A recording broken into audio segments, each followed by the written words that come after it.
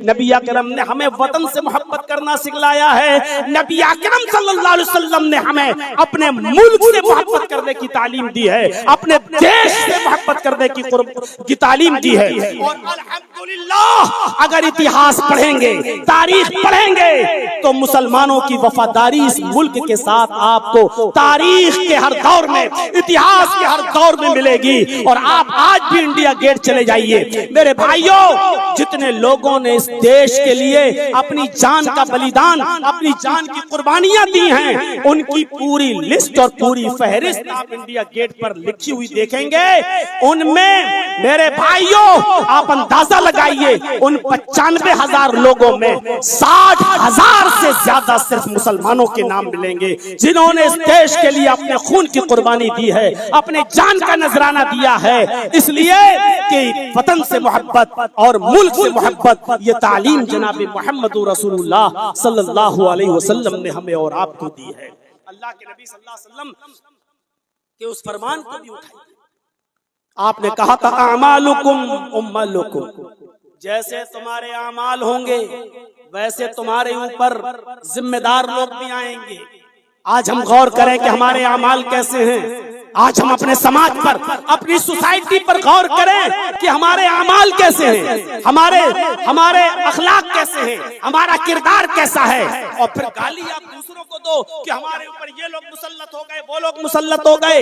हजरत उमर फारूक रज़ियल्लाहु ताला अन्हु के जमाने में मुल्क शाम से एक गवर्नर आया और उस गवर्नर ने देखा कि हजरत उमर अपने बच्चे को गोद में लेकर उसको चूम रहे हैं। अपने बच्चे को, अपने बेटे को, बच्चा छोटा था, उस बच्चे को गोद में लेते हैं और हजरत उमर उस बच्चे का बोसा ले रहे हैं, ऐसे चूम रहे हैं। तो शाम का गवर्नर हंसने लगा। हजरत उमर ने पूछा क्यों हंस रहे हो? कहा कि अमीरुल मोमिनीन ये आपका बेटा है? कहा हाँ। कहा आप अपने बच्चे को इतना प्यार करते हैं, आप अपने बच्चे से इतनी मोहब्बत करते हैं? मेरे पास इतना टाइम नहीं है, मैंने तो कभी अपने बच्चे को अपनी गोद में बिठा के बोसा नहीं दिया। मैंने तो आज तक कभी अपने बच्चे को अपनी गोद में लेकर बोसा नहीं दिया, उसको किस नहीं किया, उसको चूमा नहीं। हजरत उमर फारूक ने अपने बच्चे को जमीन पर बिठाया, खड़े हो गए और खड़े होने के बाद कहा आतिनी अल जायजा, मैंने तुझे मुल्क शाम का गवर्नर बनाकर बहुत बड़ी गलती की है। अपनी डिग्री वापस कर, अपना ओहदा वापस कर, अपनी डिग्री अपना ओहदा वापस कर। उसने डिग्री ओहदा वापस कर दिया, लेकिन कहा अमीरुल मोमिनीन मेरी गलती क्या है? फरमाया तेरी गलती यह है कि तू अपने बच्चे से प्यार नहीं करता। फरमाया मेरा बच्चा मैं प्यार करूं या ना करूं, लेकिन इसमें आपने मुझे गवर्नरी के ओहदे से क्यों निकाला? फरमाया जो गवर्नर अपने बच्चे से प्यार नहीं कर सकता, वो गवर्नर अपने मुल्क की रियाया, अपने मुल्क की आवाम, अपने मुल्क की पब्लिक से कैसे प्यार करेगा? जो अपने बच्चे को टाइम नहीं दे सकता, जो अपने बच्चे से प्यार नहीं कर सकता, वो गवर्नर उस इलाके की रियाया, उस इलाके की जनता के साथ कैसे प्यार कर सकता है? गौर करो, पहले ये देखा जाता था कि अपने घर वालों के साथ कौन अच्छा है, अपने घर वालों के साथ, अपने बच्चों के साथ, अपनी बीवी के साथ कौन अच्छा है। उसके बाद उसको बनाया जाता था जिम्मेदार। क्यों? जो अपनी औलाद के साथ अच्छा होगा वो वहां की आवाम के साथ भी अच्छा होगा। जो अपने घर के दर्द को समझेगा वो आवाम के दर्द को भी समझेगा। ये एहतराम बतलाता है हमें इस्लाम। मेरे प्यारे साथियों, इस्लाम की तालीमात ये है कि अगर कोई शख्स रोजे से है और वो रोजा भी नफली नहीं है बल्कि फर्ज रोजा है और रोजे का इफ्तार होने का टाइम भी अभी सिर्फ आधा एक घंटा अगर बाकी रह गया है, लेकिन आपके पड़ोस में रहने वाला कोई नॉन मोमडन, कोई मुसलमान नहीं गैर मुस्लिम अगर बीमार हो गया, उसको ऑपरेशन की जरूरत है और आपका ब्लड उसके ब्लड से टच हो रहा है और डॉक्टरों ने कहा कि अर्जेंट मुझे खून की जरूरत है, अगर नहीं दिया गया तो ये बच्चा या ये आदमी आधे घंटे में मर जाएगा। ऐसे मौके पर अगर सिर्फ वही एक मुसलमान का खून, उसका ब्लड उसको बचा सकता है, क्योंकि वही डेली कर रहा है और वही बैच कर रहा है, तो इस्लाम ये कहता है कि ऐसे मौके पर तुम अपना ब्लड निकलवाओ। अगर तुम खुद सेहतमंद हो और तुम्हारी जान को कोई खतरा लायक नहीं होता है तो तुम अपना ब्लड देकर उस गैर मुस्लिम की जान बचाओ। और अगर इस सिलसिले में तुम्हें रोजा तोड़ना हो तो रोजा तोड़ दो, क्योंकि ये 5 ml 10 ml की बात नहीं है, पूरा आपको 200-300 ml ब्लड देना पड़ रहा है। चक्कर आ सकते हैं, गशी आ सकती है। ऐसे में अगर रोजा तोड़ना पड़ रहा है तो तोड़ दो, क्योंकि रोजे की कज़ा तो बाद में हो जाएगी, लेकिन अगर वो मर गया तो फिर उसको दोबारा जिंदगी नहीं मिल सकती है। उसकी जान बचाना तुम्हारे लिए जरूरी है। ये है इस्लाम की तालीमात कि अगर तुम्हारी जान, अगर तुम्हारे ब्लड से किसी की जान बच रही है तो अपना ब्लड देकर उस गैर मुस्लिम की जान बचाओ। इस्लाम इजाजत देता है कि अपना ब्लड देकर उसकी जान बचाओ। अगर रोजा तोड़ना पड़ रहा है तो रोजा तोड़ दो। ये है इस्लाम की तालीम। मेरे प्यारे साथियों, हमें गौर करना चाहिए कि नबी अकरम सल्लल्लाहु अलैहि वसल्लम ने जो ईमान की 70 से ज्यादा शाखाएं बताई हैं, ईमान की 70 से ज्यादा शाखाएं बताई हैं, और कहा कि ईमान बिज़उ व सबऊन शुअबतन, कि ईमान की 70 से ज्यादा शाखाएं हैं। फअफ़ज़लुहा क़ौलु ला इलाहा इल्लल्लाह, और ईमान की सबसे अफजल शाख ला इलाहा इल्लल्लाह का कहना है। और वहीं पर फरमाया वो अदनाहा, ईमान की कमतर दर्जे की शाख ये भी है कि इमाततुल अज़ान तरीक, रास्ते में कोई तकलीफ दे चीज पड़ी हुई है तो उस तकलीफ दे चीज को हटा दो। ये नहीं कहा कि वो अगर उस पर गैर मुस्लिम गुजर रहे हैं तो पड़ी रहने दो, अगर कोई गैर मुस्लिम पत्थर से ठोकर खा के गिर रहा तो गिरने दो, अगर किसी गैर मुस्लिम का पैर केले के छिलके पर रखने से अगर फिसल कर उसकी जान जा रही है तो जाने दो, पड़ा रहने दो, नहीं, बल्कि कहा कि वो रास्ते से कोई भी गुजरे, चाहे हिंदू हो, मुस्लिम हो, सिख हो, ईसाई हो, औरत हो, मर्द हो, बूढ़ा हो, बच्चा हो, आपकी जिम्मेदारी है। और ये ईमान की एक शाख है, ईमान की एक ब्रांच है, ईमान का एक शोबा है कि रास्ते से तकलीफ दे चीज को तुम्हें हटाना होगा, और तकलीफ दे चीज को हटाकर आप रास्ते को क्लियर करिए। ये ईमान के हिस्से से इसको जोड़ दिया है। ये है इस्लाम की तालीम। मेरे प्यारे साथियों, मैं बताना चाहता हूँ आपको, जरा गौर से सुनिएगा।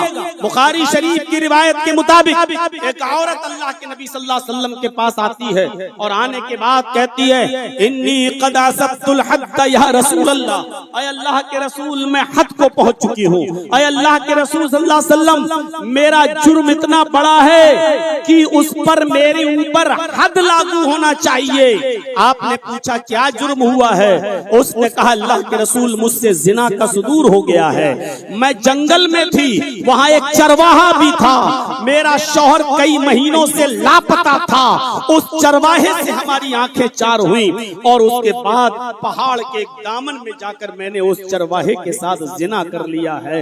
आय अल्लाह के नबी सल्लल्लाहु अलैहि वसल्लम, मैं उस चरवाहे से जिना कर बैठी हूँ। आपने पूरा मुआयना किया और करने के बाद जब यकीन कर लिया कि औरत नशे में नहीं बोल रही है, इस औरत ने शराब नहीं पी रखी है, होश व हवास में बोल रही है, तो अल्लाह के नबी सल्लल्लाहु अलैहि वसल्लम ने सहाबा से कहा कि ठीक है, फिर इस औरत को ले जाओ और इसको संसार कर दो। उस औरत को संसार करने का हुक्म दिया। सहाबा किराम उस औरत को जल्दी जल्दी कहने लगे, जल्दी चलो, जल्दी चलो, तुम्हें संसार किया जाएगा, पत्थरों से मार मार के तुम्हें हलाक किया जाएगा। लेकिन वो औरत कहने लगी, क्या है मोहम्मदुर रसूलुल्लाह के साथियों, मुझे जल्दी जल्दी न ले चलो, मैं ज्यादा तेज स्पीड में नहीं चल सकती, इसलिए कि मैं हामिला हूँ, मेरे पेट में बच्चा है, जरा गौर करें, और मीडिया के अफराद हो तो वो और ज्यादा गौर करें मेरी बात को, और वो मीडिया ज्यादा गौर करे जो इस वक्त पूरे मुल्क में हिंदू मुस्लिम कार्ड खेलकर एक तमाशा खड़ा करती है। वो जरा इस्लाम की तालीमात को समझने की कोशिश करे। मैं जानता हूँ कि शायद मुश्किल है आज के दौर में इस्लाम की तालीमात को एक खाली जहन और तासुब की चादर उतार कर तुम सुन सको, ये बहुत मुश्किल है। लेकिन ऐसे भी लोग हैं जिनको मरने का डर है, ऐसे भी लोग हैं कि जिनको अल्लाह के सामने जवाब देने का खौफ है। उनको मालूम है कि मानवता और इंसानियत क्या है। शायद उनके दिल में उतर जाए मेरी बात। वो कहने लगी है अल्लाह के नबी, वो कहने लगे आए नबी के साथियों में हाँ मिला हूँ, जिस चरवाहे से जिना का सुदूर हुआ है उस चरवाहे से मैं हाँ मिला हो चुकी हूँ। मेरे पेट में बच्चा है। सहाबा किराम उस औरत को लेकर नबी अकरम सल्लल्लाहु अलैहि वसल्लम के पास आए। कहा अल्लाह के नबी ये तो हामिला है, इसके पेट में तो बच्चा है। जब अल्लाह के नबी सल्लल्लाहु अलैहि वसल्लम ने उस औरत से पूछा क्या तुम्हारे पेट में बच्चा है, उसने जवाब दिया हाँ मेरे पेट में बच्चा और मैं जिना की पैदावार है ये बच्चा, मेरे पेट में ये बच्चा जो है वो जिना की पैदावार है। नबी अकरम सल्लल्लाहु अलैहि वसल्लम ने फरमाया अभी जाओ, जब बच्चा पैदा हो जाए तब आना। अल्लाह के रसूल मैं नहीं चाहती हूँ कि इस बच्चे को पैदा कर, क्योंकि ये बच्चा अगर पैदा हो गया और इसने जिंदगी पाई और कल जब बड़ा होकर इसको पता चलेगा कि मेरी माँ सानिया है, मेरे बाप का पता नहीं और मेरी माँ से जिना का सुदूर हुआ, तो बड़े होकर वो मुझे गाली देगा, दर दर की ठोकरें खाएगा। इसलिए मैं चाहती हूँ कि जब मुझे पत्थरों से मारा जाए तो मेरे मरने के बाद मेरे पेट में पलने वाला बच्चा भी मर जाए। इसको मैं पैदा नहीं करना चाहती।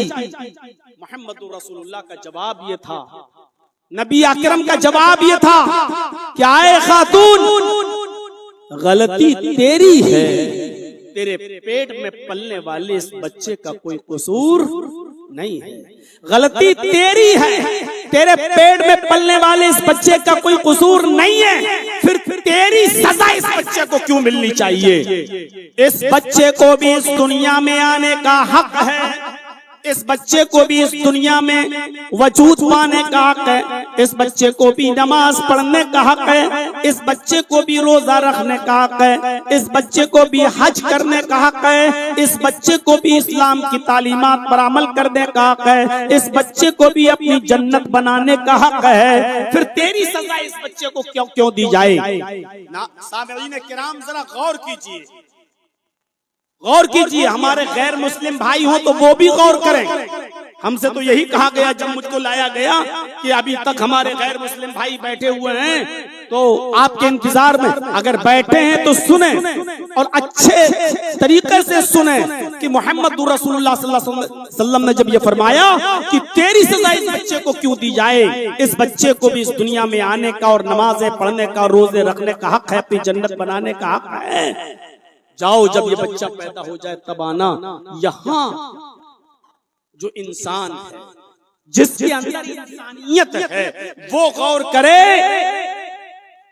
एक सानी बच्चा, एक जानिया औरत के पेट में पलने वाला बच्चा, जिसको हमारी जबान में हराम बच्चा कहा जाता है, बल्कि क्लियर भाषा में उसको हरामी कहा जाता है, जिसके बाप का पता ना हो। यहां से जरा सोचिए, उस बच्चे के बारे में नबी अकरम क्या कह रहे हैं? इस बच्चे को भी इस दुनिया में आने का हक है, तेरी गलती की सजा इस बच्चे को क्यों दी जाए? हमारी माँ बहनें जो बच्चे हलाल हैं वो गिरा देती हैं। 4 लड़कियां पैदा हो गईं, 5वां भी हमल ठहर गया, अल्ट्रासाउंड पे चेक कराया तो पता चला कि ये भी लड़की है। डॉक्टर साहब 4 बच्चियां हैं, ये भी बच्ची है, हम इतना जहेज कहां से लाएंगे, क्या करेंगे? वो अपने हलाल, इसको भी गिरा दो, हटा दो, इसको मार दो, और सफाई करा लेती हैं, एबॉर्शन करा लेती हैं। गौर करें वो माँ बहनें, इस्लाम हराम औलाद को भी गिराने की इजाजत नहीं दे रहा है, तुम तो अपने हलाल बच्चे गिराते हो। वो औरत चली गई और जब बच्चा पैदा हुआ तब वो औरत उस बच्चे को लेकर आई और आकर कहने लगी, ऐ अल्लाह के नबी सल्लल्लाहु अलैहि वसल्लम, देखिए 9 महीने के बाद मैंने इस बच्चे को जन्म दिया है, बच्चा पैदा हो गया है, अब आप इस बच्चे को संभालिए और मुझे संसार कर दीजिए। आपने कहा था जब बच्चा पैदा हो जाए तब आना। इमाम कायनात ने जनाब मोहम्मद रसूलुल्लाह सल्लल्लाहु अलैहि वसल्लम ने उस बच्चे को अपनी गोद में लिया। पढ़िए ज़ातुल मआद अल्लामा इब्न क़य्यिम की, उस बच्चे को इमाम कायनात ने मोहम्मद रसूलुल्लाह ने अपनी गोद में लिया। हुक्म दिया सहाबा से, अब इस औरत को संसार कर दो। जैसी उस औरत को दरवाजे के बाहर तक सहाबा किराम लेकर गए, उस औरत ने बच्चे की रोने की आवाज सुनी, पलट कर कहने लगी, ऐ अल्लाह के नबी, क्या आखिरी मर्तबा इस बच्चे को मैं अपनी पिस्तान का दूध पिला सकती हूँ? हर मरने वाले से उसकी आखिरी आरज़ू पूछी जाती है, आखिरी तमन्ना पूछी जाती है, क्या इस बच्चे को दूध पिलाने की मेरी तमन्ना पूरी नहीं की जा सकती है? मैं चाहती हूँ कि इस बच्चे को आखिरी मर्तबा मैं अपनी पिस्तान से लगा कर दूध पिला दूं। रहमतुल आलमीन तो रहमतुल आलमीन थे, कैसे आपकी रहमत ये गवारा कर लेती कि माँ बच्चे को दूध पिलाना चाहती है और मैं बगैर दूध पिलाए इस बच्चे की माँ को मरने के लिए भेज दूं? आवाज दिया, आपने उस बच्चे को उस बच्चे की माँ की गोद में दे दिया। उस औरत ने चेहरा फेर लिया और अपनी पिस्तान से उस बच्चे को लगा लिया। बच्चे ने जब पेट भरकर अपनी माँ का दूध पी लिया, फिर बच्चे को मोहम्मद रसूलुल्लाह सल्लल्लाहु अलैहि वसल्लम की गोद में दे दिया। जिसके अंदर इंसानियत हो वो सुने, नाजायज बच्चा जिसके बाप का पता नहीं, औरत कबूल कर रही है कि ये जानी चरवाहे की औलाद है, उस नाजायज बच्चे को इमाम कायनात अपनी गोद में ले रहे हैं। यहां ऊंच नीच हो सकती है, जात बरादरी चल सकती है, मेरे मंदिर में तुम नहीं आ सकते, तुम्हारे मंदिर में मैं नहीं आ सकता, मेरी मस्जिद में तुम नहीं आ सकते, तुम्हारी मस्जिद में मैं नहीं आ सकता, यहां हो सकता है, लेकिन कोई छूतछात नहीं है। इंसानियत का ऐसा दर्स दे रहे हैं। इस बच्चे को गोद में इसलिए ले रहे हैं क्योंकि इस मासूम का क्या कसूर है, इस बच्चे की क्या गलती है। अल्लाह के नबी को जब उसने बच्चा दे दिया, आपने देखा कि उस बच्चे के होंठों पर उसकी माँ का दूध लगा हुआ है, हंस रहा है वो बच्चा, अपनी माँ का दूध उसके होंठों पर लगा हुआ है। वो औरत दरवाजे की तरफ बढ़ने लगी और सहाबाई किराम से कहती है कि लेकर चलो, और जैसे ही वो दरवाजे को पार करती है, इमाम कायनात फिर आवाज देते हैं, आए औरत इधर आ, आए खातून इधर आ। जैसी वो औरत अंदर आई, आपने उस बच्चे को उसकी गोद में दे दिया और गोद में देकर फरमाया, आए खातून, आए औरत, अभी इस बच्चे की ग़िज़ा तेरी पिस्तान में मौजूद है, अभी तुझे सजा नहीं दी जा सकती है, अभी तुझे कत्ल नहीं किया जा सकता है, अभी तुझे पत्थरों से संसार नहीं किया जा सकता है। ऐ औरत, इस बच्चे को ले जा, अभी अपना दूध पिला। जब ये बच्चा तेरा दूध छोड़ दे और रोटी खाना सीख ले, रोटी खाना सीख ले, तब तू इस बच्चे को लेकर मेरे पास आना। उस औरत को रुख्सत कर दिया कि इस बच्चे को लेकर चली जा। जिना उस औरत से हुआ, कहा जब बच्चा पैदा हो जाए तब आना। जब बच्चा पैदा हो गया तब कहते हैं अल्लाह के रसूल, जब ये बच्चा दूध छोड़ दे और रोटी खाना सीख ले तब आना। गई वो। आजकल किसी मुजरिम को आप आजाद नहीं छोड़ सकते हो। अगर वो पकड़ा गया है, गिरफ्तार हुआ है, तो उसको जेल की सलाखों और सौबतों को बर्दाश्त करना पड़ेगा। अल्लाह के नबी ने उसके पीछे कोई सिक्योरिटी नहीं लगाई, कोई पुलिस नहीं लगाई, कोई सहाबी उसके पीछे नहीं लगाया कि तुम उसकी देख रेख करना, कहीं भाग ना जाए। नहीं, भाग कर जाएगी तो कहां जाएगी? दुनिया में इस अजाब से बच भी जाएगी तो आखिरत में नहीं बच सकती है, और आखिरत के अजाब से बचता है तो दुनिया में जिना का अजाब, जिना की सजा भुगतना पड़ेगी, और अगर दुनिया में जिना की सजा भुगत ली तो आखिरत में जहन्नम के अजाब से बच जाएगी। और जिसके दिल में जहन्नम के अजाब का खौफ हो तो वो भाग कर कहां जाएगी? जाओ। वो औरत चली गई, और जब बच्चा रोटी खाना सीख गया, जब बच्चे ने रोटी का टुकड़ा हाथ में लेके चबाना शुरू कर दिया, तब वो औरत उस बच्चे को लेकर आती है और कहती है, आए अल्लाह के नबी जनाबी मोहम्मद रसूलुल्लाह सल्लल्लाहु अलैहि वसल्लम, लीजिए इस बच्चे को। अब इस बच्चे ने रोटी खाना भी सीख लिया, और देखिए मैं रोटी का टुकड़ा इसके हाथ में देकर आई हूँ। नबी अकरम सल्लल्लाहु अलैहि वसल्लम ने सहाबा से कहा, इस बच्चे को गोद में ले लो। अब मोहम्मद रसूलुल्लाह के पास कोई गुंजाइश नहीं है इस औरत को छोड़ने की। जितनी गुंजाइश थी मैंने निकाल दी, अब मेरी शरीयत में कोई गुंजाइश नहीं है, इसलिए कि जिना की ये सजा, ये हद मेरी कायम करदा नहीं है, अल्लाह तबारक व तआला की हदें हैं ये। तिल्का हुदूदुल्लाह, अल्लाह की हदें हैं, और अल्लाह की हदों में कोई मुदाखलत नहीं कर सकता। उस बच्चे को सहाबा किराम में से किसी सहाबी ने अपनी गोद में ले लिया, और मोहम्मद रसूलुल्लाह ने उस औरत को सहाबा किराम के हवाले करके संसार करने का हुक्म दे दिया। सहाबा किराम उस औरत को लेकर गए, और एक बियाबान सहरा में पहुंच जाने के बाद उस औरत को सीने के बराबर गाड़ दिया। यही सजा है। अगर औरत शादीशुदा हो और जिना कर ले तो उसको तो सीने के बराबर गाड़ा जाएगा, और अगर मर्द कोई शादीशुदा हो और जिना कर ले तो उसकी सजा इस्लाम में यह है कि उसको एक मैदान में खड़ा करके पत्थरों से मारा जाएगा। वो भागेगा, सब लोगों के हाथों में पत्थर होंगे, और उसको दौड़ा कर पत्थरों से मारा जाएगा, और उस वक्त तक मारा जाएगा जब तक कि उसकी जान न चली जाए।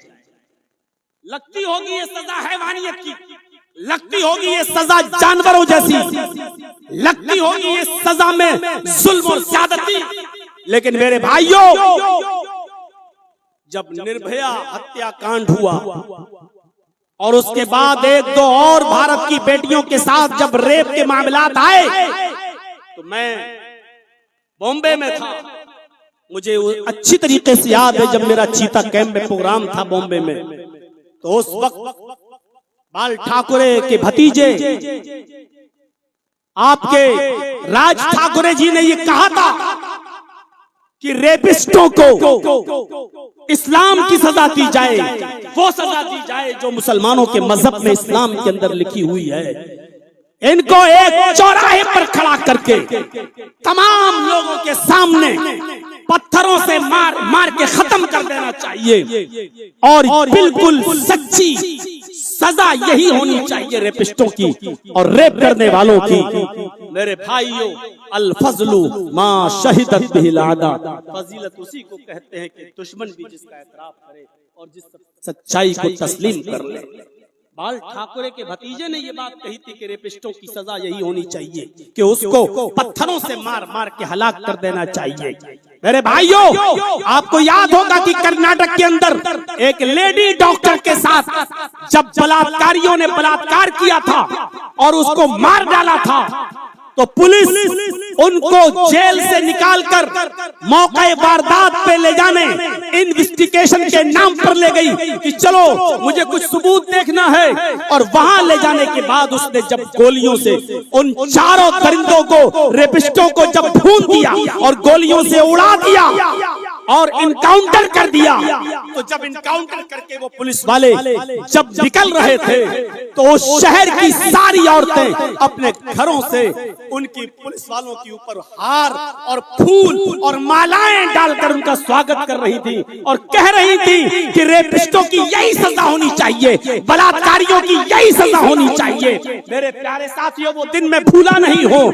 वो वारदातें में भूला नहीं हूँ। इसलिए अगर इस्लाम ने 1400 साल पहले ये कह दिया तो इस सजा पर किसी को ताज्जुब नहीं होना चाहिए। आज हम देखते हैं कि अगर किसी रेपिस्ट को बीच चौराहे पर उसका इनकाउंटर कर दिया जाए तो आज पूरे भारत का सच्चा नागरिक एक एक करके उस पुलिस वाले को शाबाशी देता है, उसके हौसले को बढ़ाता है और कहता है कि तुमने बहुत अच्छा काम किया है। मेरे प्यारे भाइयों, यही सजा होनी चाहिए रेपिस्टों की।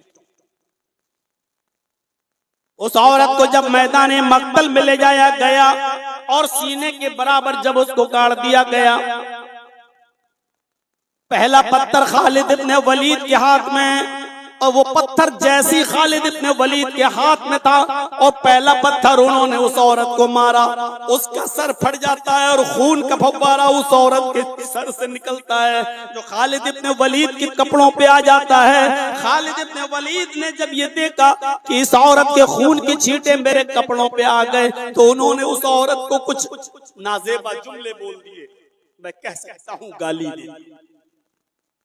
नबी अकरम को जब पता चला, वो औरत तो पत्थर खा खा कर खत्म हो गई, उसको तो मार डाला गया, लेकिन अल्लाह के नबी ने खालिद इब्न वलीद से बात करना बंद कर दिया। और जब खालिद इब्न वलीद को पता चला कि अल्लाह के नबी मुझसे नाराज है, तो एक दिन आयो कहा कि अल्लाह के नबी फिदा का भी व उम्मी या रसूल अल्लाह, आए अल्लाह के नबी मेरे माँ बाप आप पर कुर्बान, मेरे माँ बाप आप पर कुर्बान, अगर आप हमसे नाराज रहेंगे तो काम कैसे चलेगा, हमारी तो जन्नत बिगड़ जाएगी, आखिरत खराब हो जाएगी, आप गुस्सा थूकिए। आपने फरमाया खालिद मैं तुमसे गुस्सा इसलिए हूँ क्योंकि तुमने उस औरत को नाजेबा जुमले बोले, तुमने उस औरत को कुछ गाली दे दी, वो जुमले तुम्हें नहीं बोलना चाहिए। आपने फरमाया आए खालिद तुमने उस औरत को जो गाली दी इसलिए।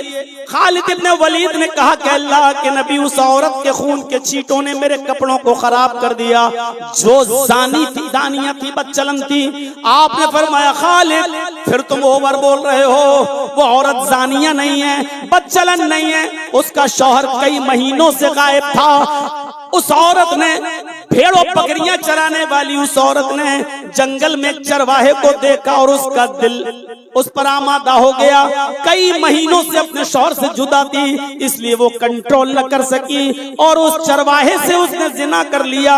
इसको तुम हमेशा जानिया और बदचलन तो नहीं कहोगे, एक बार उससे गलती हो गई तो उसको बदचलन कैसे कह सकते हो।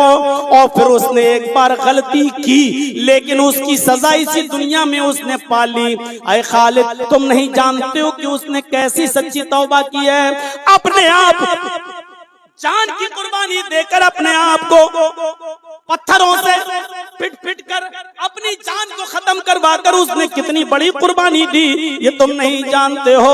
उसने ऐसी सच्ची तौबा की है कि अगर उस एक औरत की तौबा को, उस एक औरत की तौबा को इस मदीने के 70 गुनाहगारों पर डाला जाए तो 70 की 70 गुनाहगार बख्श दिए जाएं, 70 की 70 गुनाहगारों की मग़फ़िरत हो जाए। ऐसी उस औरत ने तौबा की है।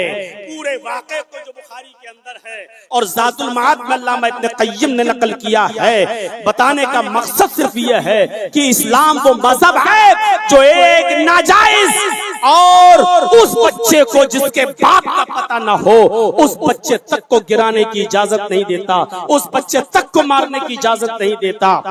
मैं बड़े दुख और दर्द के साथ ये बात कह सकता हूँ कि जो पहलगाम के अंदर हुआ है और जो 26-27 बेकसूर बेगुनाह अफराद की जिन आतंकवादियों ने, जिन दहशतगर्दों ने उनकी जानें ली है, भला इस्लाम से उसका क्या ताल्लुक हो सकता है और इस्लाम से उनका क्या वास्ता हो सकता है। इस्लाम तो वो मजहब है जो ये कहता है कि एक मासूम और नाजायज बच्चा भी अगर पेट में पल रहा है तो उसका भी अबॉर्शन नहीं करा सकते हो, उस बच्चे को भी माँ के पेट से नहीं मार सकते हो। जो इस्लाम हमें यह तालीम देता हो वो 26 और 27 बेगुनाह लोगों को मारने की इजाजत कैसे देगा। ये सरकार और गवर्नमेंट का काम है कि ऐसे आतंकवादियों को और दहशतगर्दों को पकड़ा जाए, चौराहे पर उनको लाया जाए और फैसला हिंदुस्तान के, भारत के नागरिकों के हवाले करके उनको दर्द से दर्दनाक से सख्त सजा और ऐसी सजा मिलनी चाहिए कि जिससे आत्मा थर्रा जाए, रूह कांप उठे। और ऐसे दहशतगर्द और आतंकवादियों की सजा देखकर फिर भविष्य में और फ्यूचर में कोई दहशतगर्दी और कोई आतंकवाद का रास्ता अपनाने की जुर्रत न करे और हिम्मत न करे। इस्लाम का ऐसे लोगों से क्या ताल्लुक है? मेरे प्यारे साथियों, ये नीच हरकत, ये जलील हरकत नहीं की जा सकती है।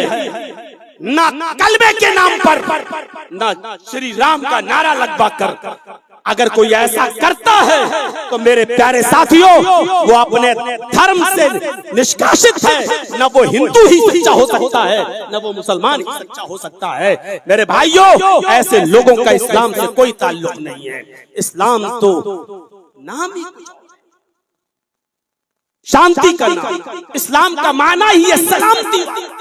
इस्लाम का नाम ही है जिसके अंदर शांति ही शांति हो, शिल्प हो, गुरुद्वारी हो, अखलाक हो, जिसके अंदर अमन हो। जो इस्लाम हमें ये कहता है।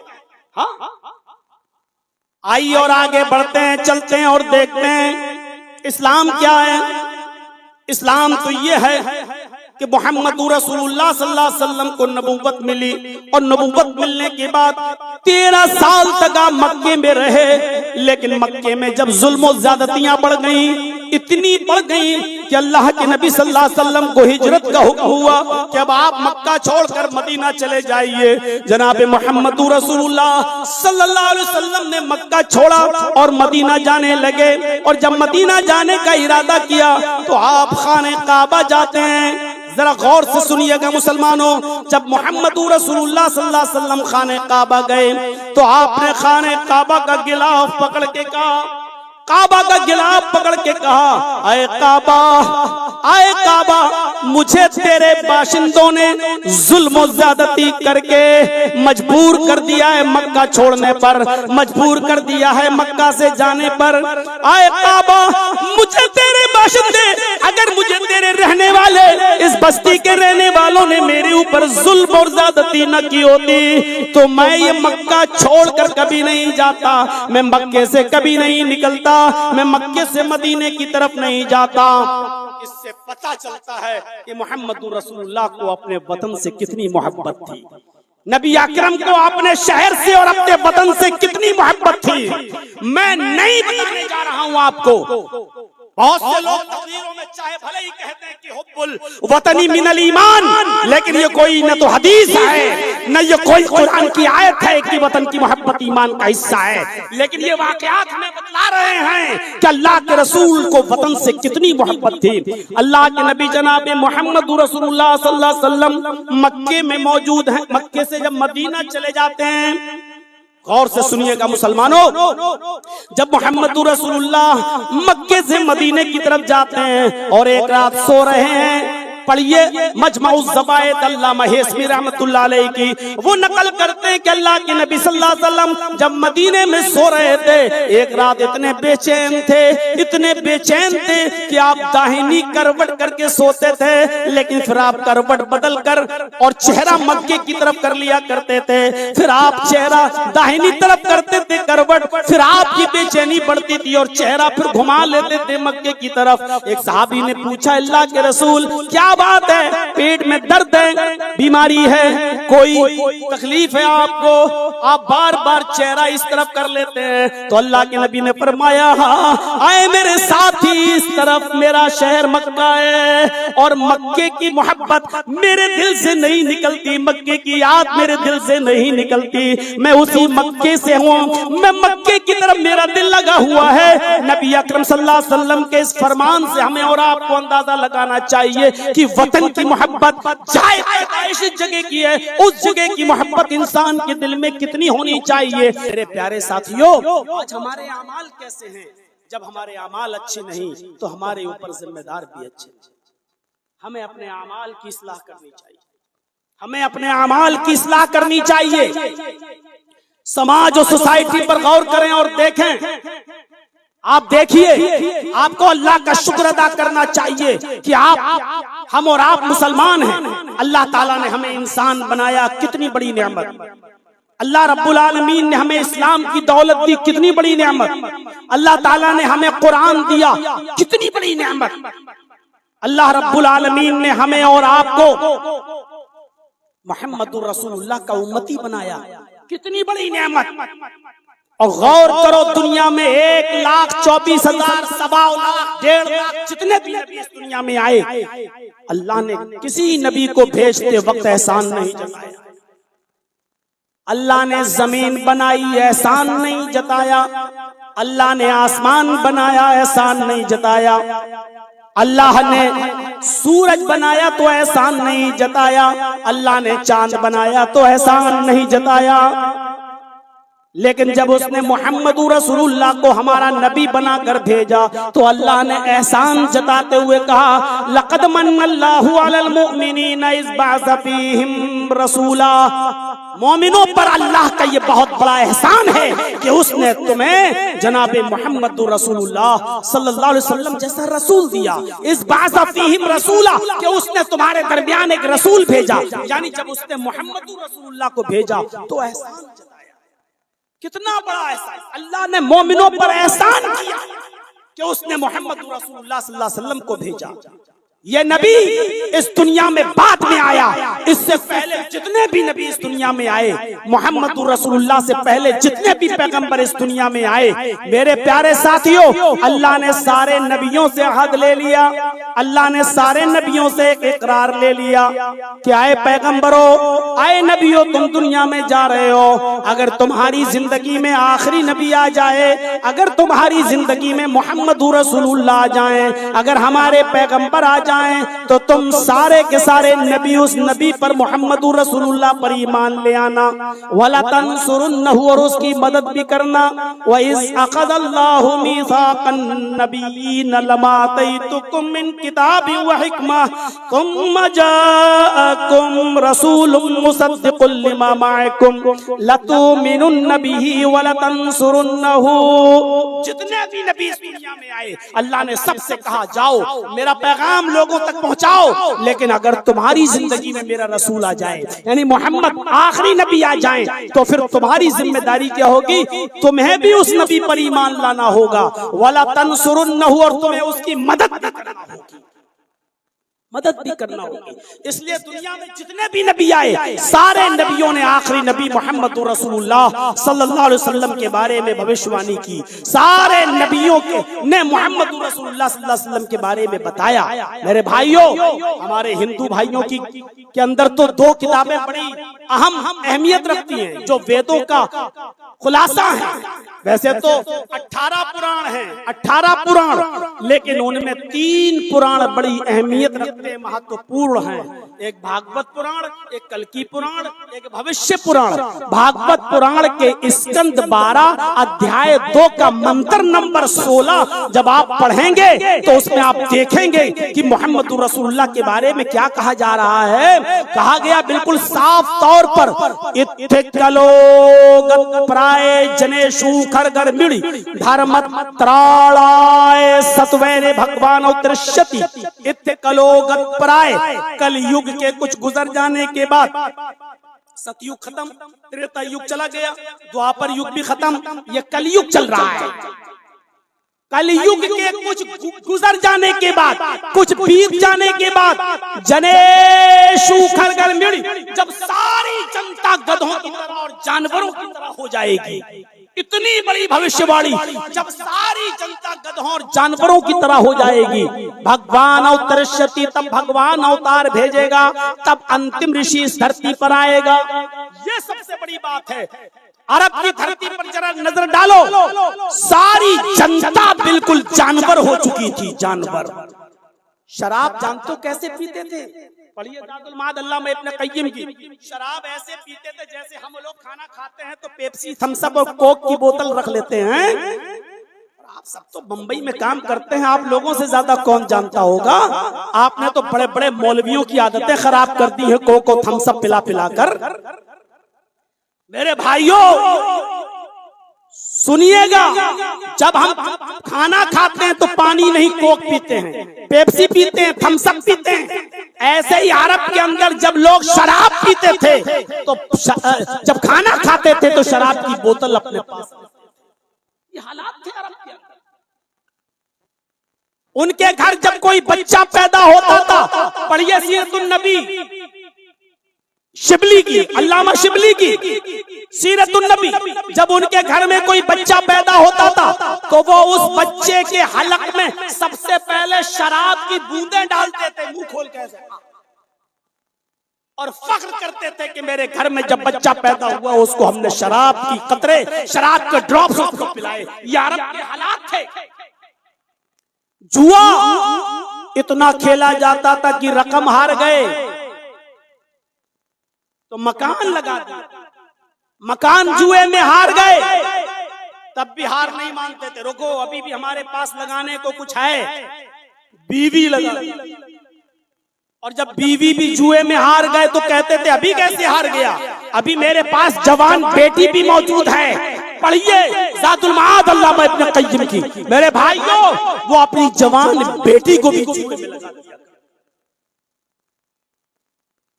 शादी कैसे होती थी, पढ़िए बुखारी किताबुल निकाह, ज़माने जाहिलियत के निकाह पढ़िए। हजरत आयशा फरमाती है एक शख्स निकाह करता था, बीवी को घर लाता था, लेकिन शबे ज़ुफ़ाफ़ अपनी बीवी के साथ नहीं मनाता था।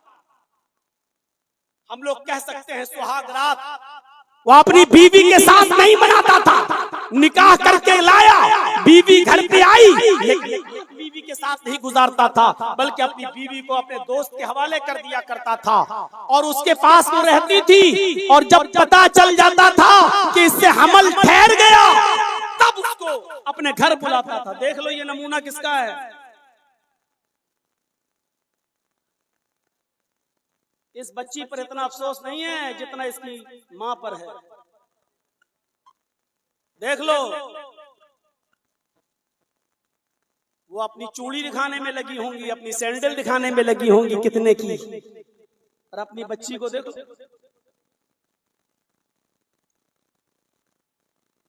उसके ऊपर रख दो ताकि सब देख लें। देख लो भाई,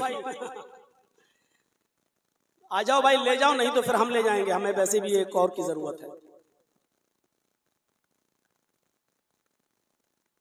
तो मेरे साथियों गौर कीजिए, अपनी बीवी को अपने साथ नहीं सुलाता था, दूसरे के हवाले कर देता था।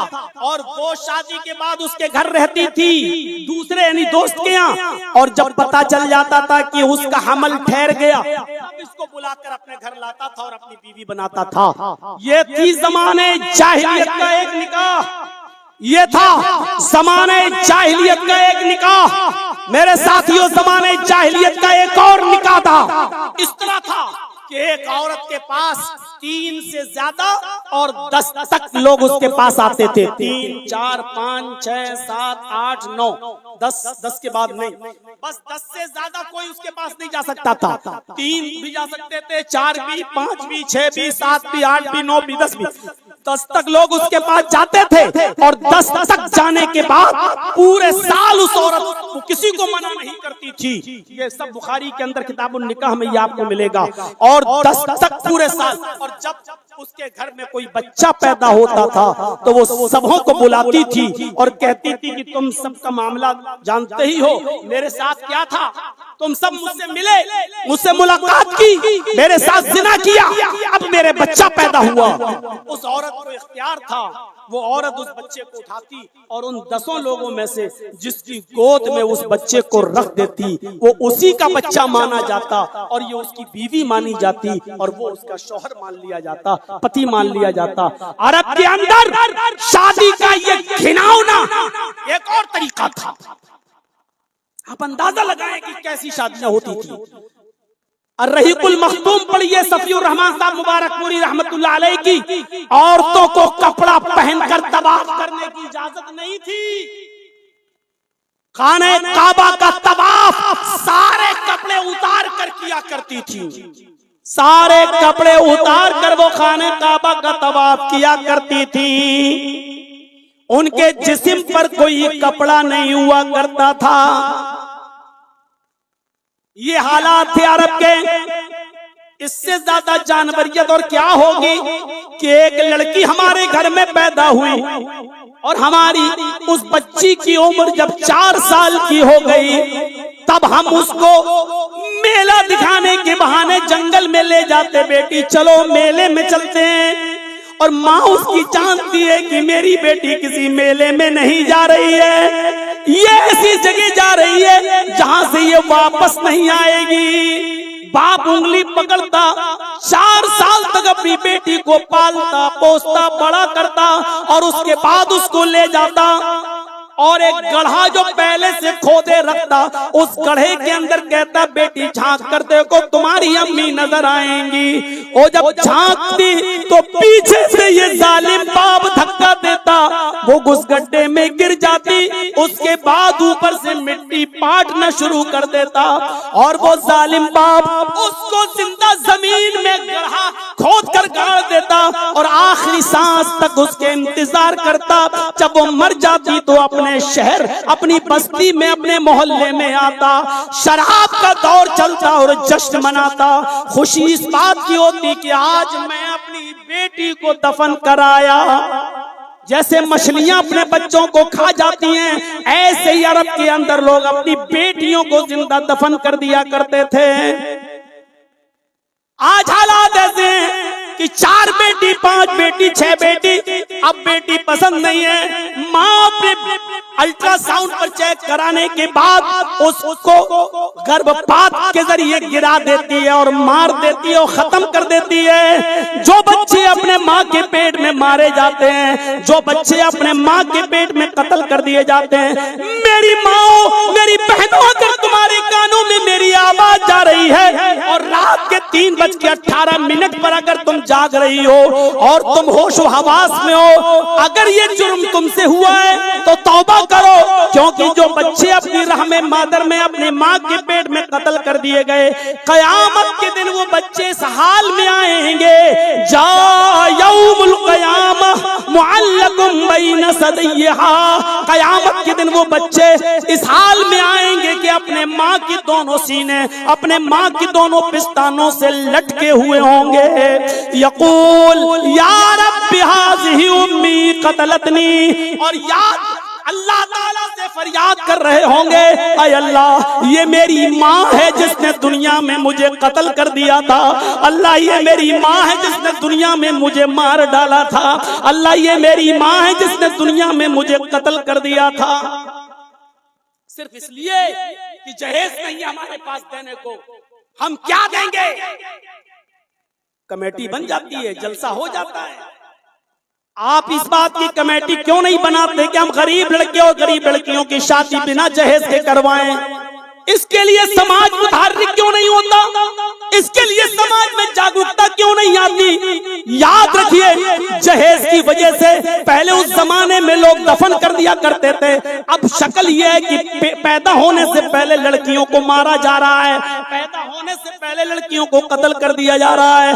अरे उस जमाने में पैदा होने के बाद 4 साल तक तो बाप पालता था, उसके बाद दफन करता था। और आज तो यह हालत है कि जहेज न होने की वजह से हम पेट ही में अपनी बच्ची को मार डालते हैं। मीर तकी मीर का वाकया तो आपने सुना ही होगा, जो अपनी बेटी की शानदार शादी करना चाहता था। बाप था, सोचता था कि मेरी बेटी को बरसरे रोजगार बेटा मिले, और फिर कामयाबी हुआ। लेकिन शादी से 1 महीना पहले उसने लिस्ट दे दी कि मुझे ये चाहिए, ये चाहिए, ये चाहिए, ये चाहिए। बाप के पास लिस्ट आई, बाप की आंखों में आंसू आ गए, लेकिन उसने अपनी बेटी को नहीं बताया। गौर किया, सोचा चलो ये सारी चीजें दे दें, एक ही बेटी है, आराम से रहेगी। अब मेरी जिंदगी क्या रह गई है, मरने के बाद मैं खत्म हो जाऊंगा। इस जहेज की लिस्ट को पूरा करने के लिए मेरी दुकान बिकेगी, ठीक है, जिस मकान में मैं रहता हूँ वो बिकेगा, ठीक है, किराए पे रहना शुरू कर दूंगा। ये सारी बातें सोच रहा था और आखिर एक दिन आया कि उसने दुकान भी बेच दी, मकान भी बेच दिया। जब मकान बेचा तो मकान जिसने खरीदा था उससे 1 महीने की मोहलत ले ली कि मेरी बेटी की शादी है, शादी के 1 महीने तक मैं अपने घर में रहूंगा, उसके बाद अपने बीवी को लेकर मैं कहीं किराए पर रहने लगूंगा। घर के जिसने घर खरीदा उसने इजाजत भी दे दी।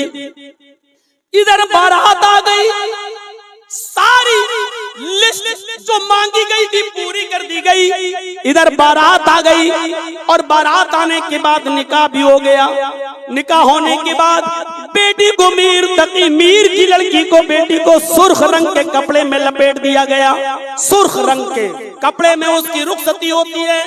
मीर की बेटी जब डोली पे बैठने गई, जब गाड़ी में बैठने के लिए जा रही है तो उसकी एक सहेली, वो अपनी सहेली से चिपट कर रोने लगी। अपने बाप के गले भी चिपट कर रोई, माँ से भी चिपट कर रोई।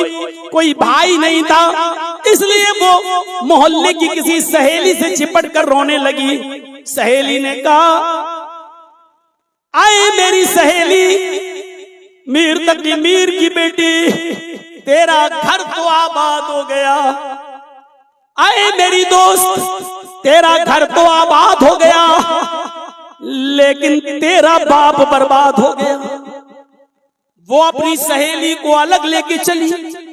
तुम्हें अल्लाह का वास्ता मुझे बताओ बात क्या है। तब सहेली ने बताया कि 1 महीना पहले तेरे होने वाले शौहर ने लिस्ट थमाई, तुम्हारे बाप ने उसकी जहेज की डिमांड को पूरा करने के लिए अपनी दुकान बेच दी। जिस मकान से तुम्हारी डोली सज रही है ये मकान भी बिक गया। तुम्हारा बाप 1 महीने के बाद इस घर को खाली करके किराए पे रहेगा। आए मेरी दोस्त, तू तो आबाद हो गई, तेरा घर तो आबाद हो गया लेकिन तेरा बाप बर्बाद हो गया। मीर की बेटी इस पोजीशन में नहीं थी कि अभी कुछ कह सके। वो रोई, आंखों में आंसू आए, लेकिन लोग यही समझ रहे थे कि रुखसती के मौके पर हर लड़की रोती है वैसी रो रही है। बिलाखिर वो डोली पे बैठ गई और अपने ससुराल पहुंच जाती है। ईशा की नमाज के बाद औरतों का तांता लगा रहा, गांव की मुंह दिखाई की रस्म चलती रही। थोड़ी देर के बाद जब रात के 11-12 बजे होंगे तब मीर की बेटी को शौहर के रूम में कर दिया गया। 1-1:30-2 बजे की बात होगी रात के कि उसका शौहर जब उसके रूम में जाता है और अपनी बीवी के बिस्तर पर बैठता है और अपनी बीवी के सर से ओढ़नी है दुपट्टा हटाने की कोशिश करके चेहरा देखने की कोशिश करता है, तब मीर की बेटी कहती है, खबरदार, अगर मुझे टच करने की कोशिश की, अगर मुझे छूने की कोशिश की तो अच्छा नहीं होगा। लड़के ने कहा, ये तुम्हें क्या हो गया है? आज तो हमारी आपकी पहली रात है और तुम इस तरीके की जिद कर रही हो। उसने कहा, तुमने तो मुझसे कहा मेरे बाप के मालो दौलत से प्यार किया है, मोहब्बत किया है, वो सामान तुम्हारी अम्मा के पास नीचे रखा हुआ है, जाओ उसी सामान के साथ सो जाओ। मुझे तो आज पता चला है कि तुमने ये डिमांड की। अगर 1 महीने पहले पता चलता तो मैं तुम जैसे लालची इंसान की कभी बीवी नहीं बनती। आज की रात मुझे तंग न करो, हटो यहाँ से, जाओ सामान के पास जाओ जिसकी लिस्ट तुमने मेरे बाप को सौंपी। बहस दोनों में बड़ी, इतनी बड़ी कि शौहर थोड़ा जज्बाती हो गया और उसने कहा, आज की रात हुज्जत की नहीं है, लड़ने लड़ाने के लिए पूरी जिंदगी पड़ी है। उसने कुछ जबरदस्ती करना चाहिए कि लड़की छटपटाहट की हालत में बिस्तर से छलांग लगाती है, नीचे गिरती है और जैसे वो नीचे कूदती है वो जमीन पर गशी खाकर गिर जाती है और जैसे ही गिरती है उसको हार्ट अटैक पड़ता है और वो मर जाती है। पहली रात मीर की बेटी मर गई। सुबह फजर तक पूरे गांव में जंगल की आग की तरह खबर फैल जाती है। फजर की नमाज पढ़ने के लिए मीर जब मस्जिद में गया तो नमाज फजर के बाद किसी ने बताया कि तुम्हारी बेटी इंतकाल कर गई। पैरों के नीचे से जमीन सरक गई। सुर्ख कपड़ों में मैंने रुखसत किया है और तुम कहते हो कि मेरी बेटी मर गई। अपनी बीवी को उठाया, लेके चला अपनी बेटी की ससुराल। अब तक सूरज निकल चुका था। घर पहुंचा तो बीवी तो अंदर चली गई। मीर तकी मीर से कहा गया, बैठो, आपकी बेटी को गुस्ल दिया जा रहा है। गुस्ल देकर फारिग हुए। नाक में रुई कॉटन लगा दिया गया। सफेद रंग के कफन से बेटी को कफना दिया गया। उसके बाद मीर तकी मीर से कहा, आओ और अपनी बेटी की शक्ल देख लो। मीर तकी मीर जब अपनी बेटी की शक्ल देखता है, सफेद रंग से लिपटे हुए कफन को देखता है, तो कहता है, लोगों क्यों मजाक कर रहे हो? मेरा दामाद कहाँ है? आए मेरे दामाद, मैंने तो सुर्ख रंग के कपड़ों में अपनी बेटी को रुखसत किया था। ये कफन तो मैंने नहीं दिया, ये कफन तो मैंने नहीं दिया। फिर अपनी जेब, फिर कहता है हड़बड़ाहट के आलम में, अरे वो लिस्ट कहाँ है जो तुमने मुझे दी थी जहेज की? फिर कहता है, अरे वो तो मेरी जेब में पड़ी है। उस लिस्ट को निकालता है और कहता है, मेरे दामाद, ये सामान वो तो मौजूद है, ये तुमने मांगा, ये मौजूद है।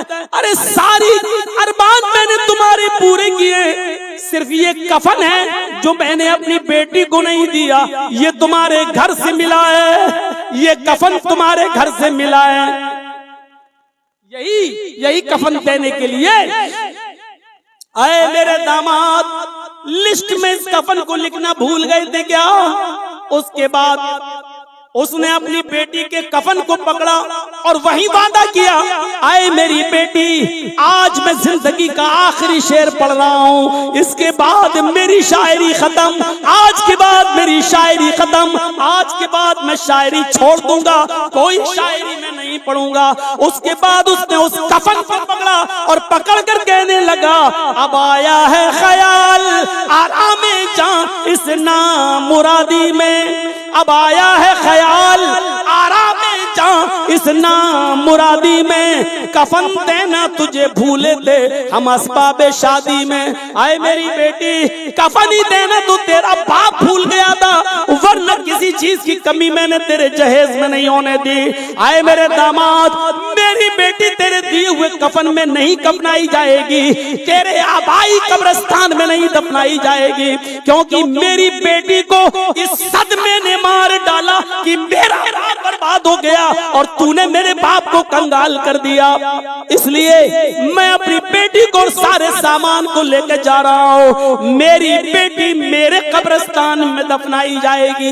अब लोगों ने समझाना शुरू कर दिया, जो होना था वो हुआ, अल्लाह की यही मर्जी थी, अरे छोड़ दीजिए, बात को क्यों आगे बढ़ा रहे हो? तब मीर तकी मीर ने कहा, अब आ गए हो समाज के चौधरी, अब आ गए हो समाज के ठेकेदार। जब जहेज की लिस्ट दे रहा था तब तुम मर गए थे, तब ये हाजी, ये नमाजी, ये चौधरी साहब तब कहाँ चले गए थे? तब इस लड़के को समझाने वाले सब मर गए थे कि ये गरीब आदमी से क्यों जहेज की डिमांड की जा रही है, क्यों मांगा जा रहा है जहेज। आज सब आ गए समझाने के लिए। अपनी चौधराहट अपनी जेब में रखो, अपनी साहूकारी अपनी जेब में रखो। नहीं मानता तुम्हारी कोई बात, नहीं तस्लीम करता तुम्हारी कोई बात, मैं अपनी बेटी को लेके जाऊंगा और मेरी बेटी वहीं दफन होगी जहां मेरा कब्रिस्तान है। और फिर वो अपनी बेटी को वहां से ले आया और अपने आबाई कब्रिस्तान में दफन किया। यही हाल होगा मेरे भाइयों। इस जहेज की लानत को मुआशरे से खत्म करवाइए, इस जहेज के कैंसर को समाज से मिटवाइए और सुकून के साथ, शांति के साथ शादी को आम करिए। अल्लाह के नबी ने फरमाया था कि लोगों, निकाह को आसान करो और जिनाकारी को मुश्किल करो। निकाह को इतना आसान कर दो, इतना आसान कि जिनाकारी मुश्किल हो जाए।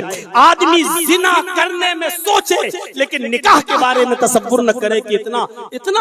मेरे भाइयों, वो कौन सा निकाह था? अरे अल्लाह के रसूल, मैं आपसे निकाह करना चाहती, आपने मना कर दिया।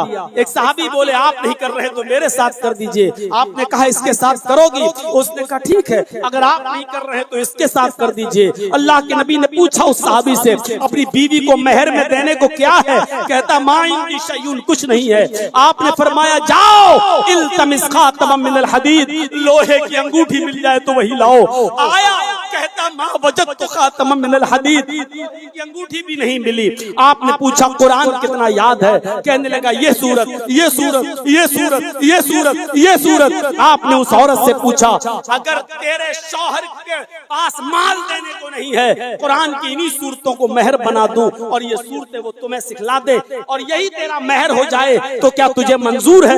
कहने लगी अल्लाह के रसूल, जिस औरत के निकाह में कुरान की सूरतें मेहर बन जाएं, उनसे ज्यादा पाकीज़ा और बाबरकत निकाह किसका हो सकता है? अल्लाह के रसूल ने खुद निकाह पढ़ाया। उस औरत के माँ बाप नहीं थे, इसलिए आप खुद उस औरत के काजी बन गए और वहीं से उस औरत की रुखसती कर दी। ना बारातियों का पता, न हल्दी न मेहंदी का पता, और बाराती नहीं, न चोरों का पता, न डकैतों का पता, न भीख मंगनी का पता। पल्सर लूंगा, 4 व्हीलर लूंगा, ये इंटरनेशनल भिखारी है जो डिमांड करता और मांगता है। इनको मैं इंटरनेशनल भिखारी कहता हूं, इंटरनेशनल भिखारी। अरे दरवाजे पर कोई लंगड़ा लूला आए तो 10 रुपए देने में अच्छा लगता है, कहता है अल्लाह के नाम पे दे दो। ये कमीना अपने बेटे के नाम पे कहता है 4 व्हीलर लूंगा, फॉर्च्यूनर लूंगा, आर्टिका लूंगा। तो अब आप बताओ, जो 10-20 रुपए अल्लाह के नाम पे मांगे वो बड़ा भिखारी है, या जो फॉर्च्यूनर मांगे अपने बेटे के नाम पर? इन दोनों में से फैसला करो, इंटरनेशनल भिखारी कौन है? फैसला करो, बुरा लगेगा, लगता रहे। हम कितनी जगह पर तुम्हारे चेहरे देखेंगे कि किसी को बुरा ना लगे। कम से कम इस स्टेज को तो आजाद रहने दो, कम से कम मस्जिद के मिंबर को तो आजाद रहने दो, कम से कम ये जलसे तो आजाद रहने दो कि यहाँ पर ये बातें कही जा सके। और अगर किसी को बुरा लग रही है तो वो खुद बुराई को छोड़ने की कोशिश करे। मेरे भाइयों, जब मौलाना जर्जीस को अपने बेटे और बेटे की शादी में बुलाओगे तब नहीं बोलेंगे, वहां तुम्हारा चेहरा देखकर बात करेंगे। लेकिन यहाँ तो मुझे किसी का चेहरा न देखना पड़े, इतनी आजादी तो दीजिए, इस स्टेज से तो इतनी आजादी दीजिए मेरे भाइयों। और ये आजादी मुझे आपसे नहीं, मोहम्मद रसूलुल्लाह से मिली हुई है, शरीयत से मिली हुई है। मेरे भाइयों, 3:33 हो चुके हैं, 3:55 के आसपास, 50 के आसपास फजर की अजान का वक्त भी है। वुजू बनाने में टाइम लगेगा, उसके बाद नमाज़े फजर भी हमें और आपको सबको पढ़ना है। आज के इस दौर में मेरे भाइयों, मुल्क के जो हालात हैं, इसलिए बगुलावा वालों, मैं तुम्हें फिर आगाह कर रहा हूँ, इस वक्त हनफी, शाफी, अहले हदीस, देवबंदी, बरेलवियत के झगड़े बंद कर दो, अपनी पॉकेटों में रखो, वरना दास्तां तक भी तुम्हारी न रहेगी दास्तानों में। जब वक्त बिल का मसला आता है तो ये नहीं देखा जाता कि बरेलवी कौन है, अहले हदीस कौन है, देवबंदी कौन है। और जब मेरे भाइयों प्रोटेस्ट और एहतिजाज में एक तरफा गोलियां चलती हैं तो ये नहीं देखा जाता कि बरेलवी मरा, कि देवबंदी मरा, कि अहले हदीस मरा, कि शिया मरा। अब तो इन झगड़ों को रोक लो, हमारे और आपके झगड़े हैं, हम और आप बैठ के निपटाएंगे। कम से कम इन झगड़ों को अभी तो अपनी पॉकेटों में रखो और मिलकर यकजहती के साथ, कौमी यकजहती के साथ आगे बढ़ो। इस मुल्क के लिए दुआ करो, इस मुल्क की अमन शांति के लिए दुआ करो।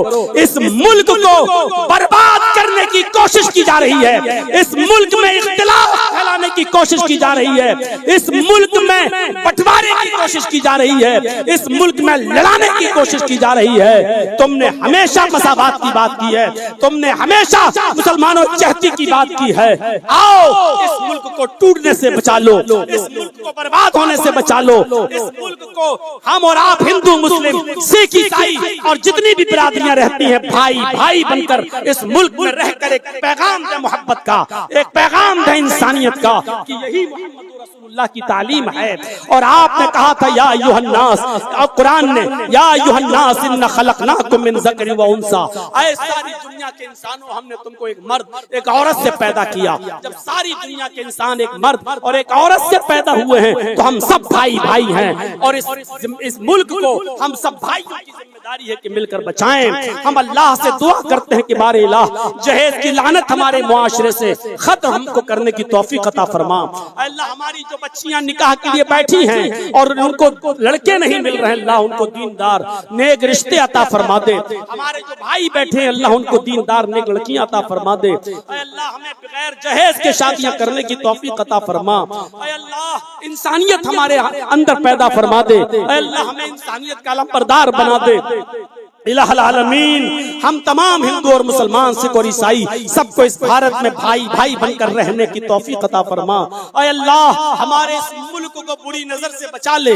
अल्लाह हमारे इस देश पर अगर कोई गलत नजर डाल रहा है तो तू उसकी आंखें निकाल ले। ऐ अल्लाह हमारे मुल्क में अमन और शांति पैदा फरमा और हमारे मुल्क की रक्षा फरमा। ऐ अल्लाह जब तक तू हमें जिंदा रख, इस्लाम पे जिंदा रखना, और जब हमारा खात्मा हो तो ईमान पर हमारा खात्मा फरमाना। वमा अलैना इल्ला अल बलागुल मुबीन व आखिरु दअवाना अनिल हम्दुलिल्लाहि रब्बिल आलमीन। अस्सलामु अलैकुम व रहमतुल्लाहि व बरकातुहू।